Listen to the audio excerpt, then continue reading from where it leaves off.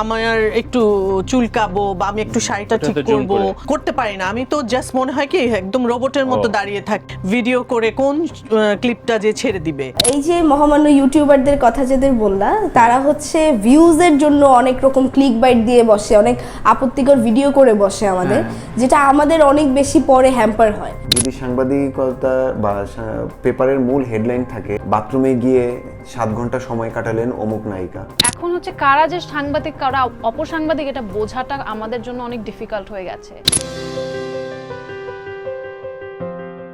প্রিয় দর্শক, সাদাসিধে কথায় স্বাগত। আমি মূলত দুটো গুরুত্বপূর্ণ বিষয় নিয়ে আজকে আলোচনা করতে চাই। সেটি হচ্ছে সম্প্রতি একটি ঘোষণার স্টেটমেন্ট এসছে রাষ্ট্রীয় পর্যায় থেকে যে কন্টেন্ট ক্রিয়েটর তার বিনা অনুমতিতে কোনো ভিডিও প্রকাশ করলে সেটি আইনগতভাবে ব্যবস্থা নেওয়া হবে। এই কথাগুলো আসলে আমি দীর্ঘদিন ধরে বিভিন্ন ইন্টারভিউতে তারকাদের বলে আসছি বা যাদের সাথে আমি কথা বলেছি তাদেরকে বলে আসছি যে এই যে নানানভাবে সামনে বুম ধরা হয় এবং তাদের পরিচয় নাই, তারা নানান রকম বিখ্যালপনা প্রশ্ন করে, সেগুলোর প্রতিকার কি? সেটা হচ্ছে তানভীর ভাই, যখন আপনারা জার্নালিস্ট হিসেবে ছিলেন বা আমরা আর্টিস্ট হিসেবে ছিলাম, আপনারা কিন্তু কখনো আপনাদের ব্যক্তিগত স্বার্থের জন্য কিছু করেননি, আপনারা করেছেন পত্রিকার জন্য। এখন কিন্তু জার্নালিস্টরা তাদের ব্যক্তিগত একটা স্বার্থ থাকে, যে একটা ভিডিও ক্লিপস তারা নিবে, তাদের পার্সোনাল পেজ থাকবে, সেখানে তারা সেটা আপলোড করবে এবং এক ধরনের টেন্ডেন্সি থাকে কত কিছু তারা কালেক্ট করতে পারে, যে কারণে না সারাক্ষণ এক ধরনের ভীতি কাজ করে বা সচেতন থাকতে হয়। যে মনে করেন আমার একটু চুলকাবো বা আমি একটু শাড়িটা ঠিক করব করতে পারি না। আমি তো জাস্ট মনে হয় কি একদম রোবটের মতো দাঁড়িয়ে থাকি, যে কোন দিক দিয়ে কে ভিডিও করে কোন ক্লিপটা যে ছেড়ে দিবে। কারণ সবার ব্যক্তিগত একটা করে পেজ থাকে, তারা সেই পেজে সেইগুলো ছাড়ার চিন্তা করে, ভাইরাল হওয়ার চেষ্টা করে। কন্টেন্ট ক্রিয়েটর উন্মুক্ত গণমাধ্যমের জন্য অত্যন্ত বড় উপযোগী একটা বিষয়। এখন হুট করে আপনি বললেন সেটিতে কিন্তু কোনো সমাধান আসবে না, এবং প্রথমে নির্ধারণ করা উচিত আসলে কোনগুলো খবর আর কোনগুলো খবর না। আমরা যদি শীর্ষস্থানীয়, যে কথাটি আমি অনেক আগে থেকে অনেকগুলো কন্টেন্টে বলে আসছি, যে শীর্ষস্থানীয় গণমাধ্যমগুলো যেই ধরনের খবর প্রকাশ করে আসছে, অর্থাৎ বাজার চলতি ভাইরাল, যাদের কোনো গুণগত মান নাই, যার কোনো কন্টেন্টের ভ্যালু নাই, কিন্তু প্রচুর মানুষ হাসতে খেলতে ফাজলামি করতে এগুলো শুনছে দেখছে, তাদের খবর সে কোথায় কি করছে এগুলো খবর ছাপা হয় বড় বড় পত্রিকায় এবং তাদের অনলাইন পত্রিকায়। তাদেরকে যদি কন্টেন্ট ক্রিয়েটরের সবচেয়ে উঁচু মান ধরি, তারা যখন এই লেম কাজটা করে ফেলে তখন সাধারণ কন্টেন্ট ক্রিয়েটর ভাবে যে এটাই তো গ্রামার। সুতরাং এইগুলো আগে একটা আলোচনা সাপেক্ষে একটা সিদ্ধান্তে নেওয়া উচিত। আমি বলছি না আইন করতে বা বলছি না খড়গ চাপাইতে, কিন্তু আলোচনা সাপেক্ষে সিদ্ধান্ত নেওয়া উচিত। এখন হচ্ছে কারা যে সাংবাদিক কারা অপসাংবাদিক এটা বোঝাটা আমাদের জন্য অনেক ডিফিকাল্ট হয়ে গেছে। বিকজ বেশিরভাগ সময়ে এমন অনলাইন থেকে এমন উদ্ভট নিউজ হয় যেগুলো দেখে না আপনি তাদেরকে ট্রেস করতে পারবেন, ইনফ্যাক্ট 2 দিন পরে ওই পেজটাও দেখবেন থাকে না, কিন্তু মাঝখান থেকে কিছু মানুষকে বিভ্রান্ত করে ওই সাংবাদিকরা কিন্তু সরে যায়। এবং ইউটিউবার বলেন বা কিছু মানুষ যাদের কোনো সাংবাদিকতার কোনো মানে ডিগ্রি নেই বা আমি জানি না ওরা কিভাবে এই পেশায় এসেছে, তো তাদের জন্য যেটা হয় যে গুটি কয়েক কিছু মানুষের জন্য সবাই সাফার করে।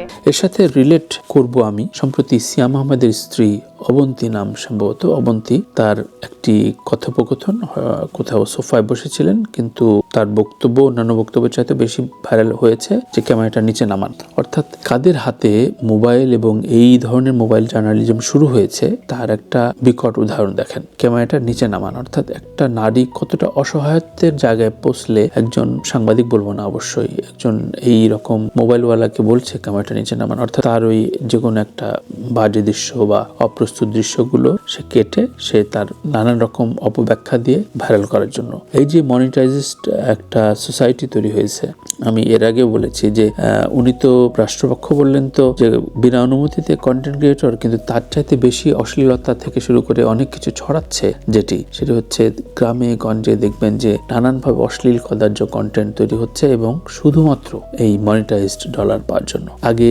এগুলোকে সামলানো খুব জরুরি যদি আপনার সত্যিকার অর্থে সমাজটাকে একটা বিনির্মাণ জায়গা তৈরি করতে হয়। এই যে মহামান্য ইউটিউবারদের কথা যাদের বললা, তারা হচ্ছে ভিউজের জন্য অনেক রকম ক্লিক বাইট দিয়ে বসে, অনেক আপত্তিকর ভিডিও করে বসে আমাদের, যেটা আমাদের অনেক বেশি পরে হ্যাম্পার হয়।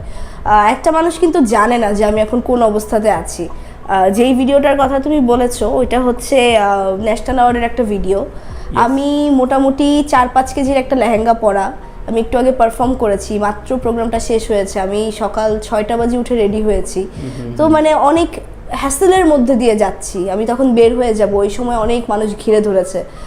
আর মানে এতভাবে নিজেকে ক্যারি করা সবসময় এক মুডে পসিবল হয়। তো মাঝে মাঝে একটু দেখা যায় যে ইচ্ছা না থাকলেও আমার মানে সব কিছু রেখে বের হয়ে যেতে হয়, ছবি সবার সাথে তুলতে পারি না।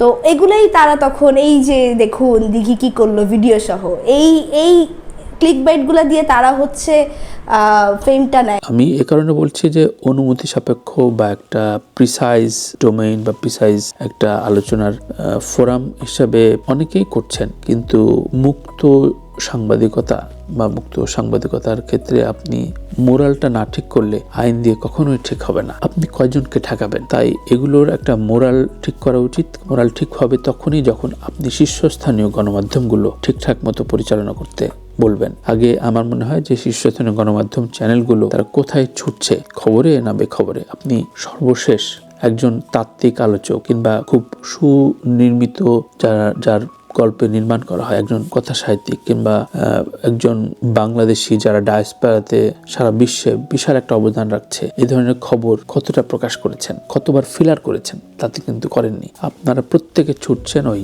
ডলারের আশায় এবং আজে বাজে নিউজ। আমি কিছু ফটো কার্ড ইউজ করা হয়, কিছু ভিজুয়াল ইউজ করা হয়, যারা ফিতা কাটে, নানানভাবে ব্র্যান্ড প্রমোটার নামে নানান রকমভাবে প্রতিদিন আসে। তাদের পেছনে চ্যানেল ক্যামেরা কেন যায়? এটা একটা বড় প্রশ্ন। হিরো আলম থেকে শুরু করে অনেকেই, এই যে প্রিন্স মামুন, হিরো আলম, বারিশ হক, টিকটকার থেকে শুরু করে এই যে সয়লাভ, তাদেরকে তাদের প্ল্যাটফর্মের কাজের বাইরে গণমাধ্যমে যেভাবে চর্চা করা হয়, তাতে কি মনে হয় না যে মূল ধারার যে তারকারা যারা সৃষ্টিশীল সৃজনশীল কাজ করে, স্পেসিফিক করা যায়, নাটক, সিনেমা, গান, কথা সাহিত্য, তাদেরকে চর্চা করা হয় না। সুতরাং আমার মনে হয় এই বিষয়গুলো সবচেয়ে বেশি নজর দেওয়া উচিত এবং তারপরে অন্তত একটা কাঠামোগত উন্নয়ন আমরা প্রত্যাশা করতে পারি বা সাংগঠনিকভাবে এর একটা পরিচর্যাও জরুরি, যে আমরা ক্যামেরা কোথায়, কখন, কি অবস্থায় তারকাদের সামনে ধরবো। যদি সাংবাদিকতা বা পেপারের মূল হেডলাইন থাকে যে বাথরুমে গিয়ে 7 ঘন্টা সময় কাটালেন অমুক নায়িকা, অমুক নায়িকা 8টি আম খেলেন, হ্যাঁ, তাহলে আমার আসলে সাংবাদিকতা যারা ভাইরা আছেন সম্মানিত, তাদের সাথে আসলে আমার ওই সম্পর্কটা না থাকাই বেটার। আপনারা বলেন যে এখন কয়জন সাংবাদিক নিউজ করে যে একজন থিয়েটার কর্মীর বেড়ে ওঠার গল্প, একজন সত্যিকার আর্টিস্টের, ধরেন আফজাল ভাইকে নিয়ে এত গল্প বললাম, আফজাল ভাইকে নিয়ে কয়জন আজকে আপনার ফিচার করেছে? করে না। কিন্তু নট অনলি দ্যাট, করতে হয় তার একটা ভালো পেপারে কাভারেজ আসার জন্য। তো ওয়াই শুড আই, মানে আমি কেনই এই কানেকশন রাখবো তাদের সাথে? আর একটা কথা হচ্ছে, এই অবন্তীকে সংশ্লিষ্ট রেখে সম্প্রতি খুব বেশি তারকারা সোচ্চার হতে দেখিনি। এটা একটা সিগনিফিকেন্ট। পরিমণি বলেছেন, পরিমণি খবরটি শেয়ার করেছেন, করে বিষয়টির প্রতিবাদ জানিয়েছেন এবং সেখানে আবার কিছু কিছু মানুষ লিখেছেন যে পরীর কারণে সিয়ামের সাথে পরীর বিশ্বসুন্দরী পর কাজ করা হয়নি, কারণ অবন্তী চাইছিল না পরীর সাথে সিয়াম কাজ করুক। নানা রকম গুঞ্জনের ডালপালা ছড়িয়েছিল। এখন কেউ কেউ টিজ করে বলছেন যে এভাবে অবন্তীর পক্ষে দাঁড়িয়ে কোনো লাভ নেই। দেখেন, আমরা যখন কোনো সত্যের পক্ষে সাফাই গাই বা পাশে দাঁড়াই, তখন এ ধরনের আশপাশের মানুষ উস্কাবে যে এর জন্য হয়তো ও ওই কাজ করছে। অর্থাৎ মূল বিষয়টা আমরা ফোকাসে রাখতেই চাই না। আমাদের এই অভ্যাস থেকেও বেরিয়ে আসাটা খুব জরুরি। প্রিয় দর্শক, গুরুত্বপূর্ণ এই ইস্যুগুলো নিয়ে আরও অনেকদিন আলাপ করব। আমি এর আগেও আলাপটা জারি রেখেছিলাম। সম্প্রতি এটি উঠে এসছে অনেক কারণেই। আমি মনে করি সেটি মন্ত্রণালয় থেকে হোক বা অবন্তীদের কাছ থেকে হোক, এই বিষয়গুলো উত্থাপন জরুরি এবং এই বিষয়গুলো সমাধান জরুরি। আপনাদের মতামত কি জানাবেন এবং এই আলাপটা আমি জারি রাখতে চাই। দেখা হবে নতুন কোনো টপিকে। আল্লাহ হাফেজ।